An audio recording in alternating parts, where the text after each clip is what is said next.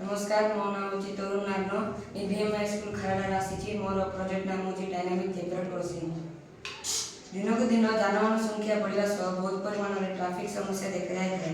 Traffic नियम को न मानिया द्वारा एक्सीडेंट होते हैं, रास्ता जीवन चली जाए। चली आउथुवा लोक मैंने रास्तार चलिया समय ट्राफिक नियम को मानि न था, जहाँफल बहुत असुविधा होता है। यही समस्या को दूर करने सह जीवन रक्षा पाई डायनामिक जेब्रा क्रॉसिंग बनईचु। एलईडी लाइट्स और वेट सेंसर व्यवहार कर जेब्रा क्रॉस पॉइंट लोक संख्या बढ़ी जाए, वेट सेंसर तक सेंस कर रेड लाइट को ऑन कर दिए, जहाँफल रास्ता गुड़िक गोटे ऑटोमेटिक गेट ओपन हो जाए।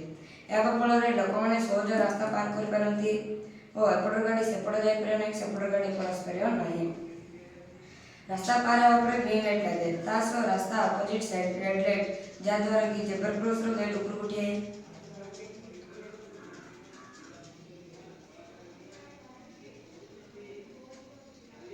जहाँफल रास्ता केवल जानवाहन हो लोक मैंने रास्ता पार करपारती ना, एक्सीडेंट कम हुए।